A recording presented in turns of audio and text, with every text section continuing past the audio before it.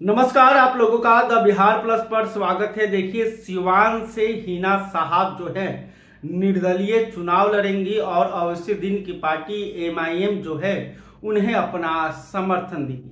दरअसल बिहार के एमआईएम के प्रदेश अध्यक्ष अख्तरुल इमान ने आज ये बात कही है कि अगर हिना साहब निर्दलीय चुनाव लड़ती हैं तो हम लोग अपना समर्थन देने के लिए तैयार बैठे हैं। दरअसल सिवान के जितने भी एमआईएम के कार्यकर्ता और नेता जो हैं उन्होंने इस बात को लेकर सहमति जताई है कि मोहम्मद शहाबुद्दीन की पत्नी हिना साहब को जो है एमआईएम अपना समर्थन देगी।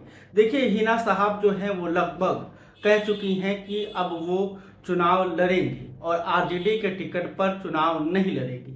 हिना साहब ने लालू प्रसाद यादव के ऑफर को भी ठुकरा दिया। दरअसल लालू प्रसाद यादव को जब मालूम चला कि हिना साहब नाराज हैं और हिना साहब नाराज हैं, अगर वो निर्दलीय चुनाव लड़ती हैं तो सिवान से राजद का चुनाव जीतना काफी मुश्किल हो जाएगा।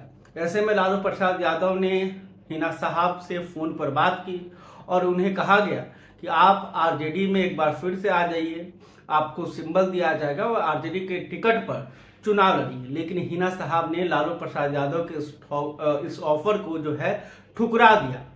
ठुकराने की वजह भी हिना साहब की तरफ से बताया गया कि जो उनके समर्थक हैं उनका कहना है कि जिस तरह से महागठबंधन के सरकार में उनके बेटे उसामा साहब के ऊपर मुकदमे दर्ज कराए गए, फिर उन्हें जेल में भेजा गया, तो इससे हिना साहब काफी दुखी हैं। उनका कहना है टिकट मिले या पद मिले या ना मिले, लेकिन अगर आप परिवार को टारगेट कीजिएगा तो हम आपके पार्टी में नहीं रह सकते हैं।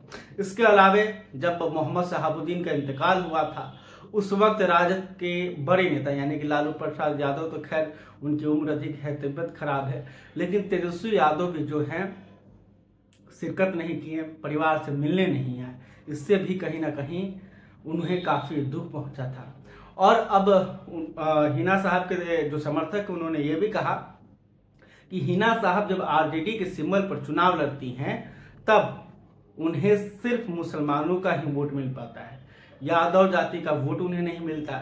इसके अलावे अन्य जातियां भी आरजेडी के कारण जो है हिना साहब को वोट नहीं करती हैं, यानी कि आरजेडी के सिंबल की वजह से अन्य समुदाय और जातियों का जो वोट है वो हिना साहब को नहीं मिलता है, इसलिए वो चुनाव हार जाती हैं। अगर वो निर्दलीय चुनाव लड़ेंगी तो अन्य जो जाति है, स्वर्ण भी हैं, वो भी हिना साहब को अपना समर्थन देंगे, क्योंकि उन्हें आरजेडी से दिक्कत है, हिना साहब या मोहम्मद शहाबुद्दीन के परिवार से कोई दिक्कत नहीं है। तो ऐसे में हिना साहब ने लगभग फैसला कर लिया है कि सिवान से वो निर्दलीय चुनावी मैदान में उतरेंगी, किसी भी पार्टी के टिकट पर वो चुनाव नहीं लड़ेंगी। हालांकि अभी तक औपचारिक ऐलान नहीं हुआ है, तो देखना होगा कि हिना साहब की जो नाराजगी है क्या आरजेडी उसे दूर कर पाएगी या फिर हिना साहब जो है निर्दलीय मैदान में उतरेंगी और एमआईएम के समर्थन पाकर सिवान को फतह करेंगी। आपको बता दें कि महागठबंधन में भी इस सीट को लेकर काफी रार छिड़ा हुआ है। एक तरफ जहां आरजेडी का दावा है तो दूसरी तरफ लेफ्ट पार्टी भी जो है वो सिवान लोकसभा सीट पर दावा कर रही है। महागठबंधन में अभी तक सीटों का बंटवारा नहीं हो पाया है और खबर के अनुसार जो है आरजेडी यहां से अवध बिहारी चौधरी को उम्मीदवार बना सकती है।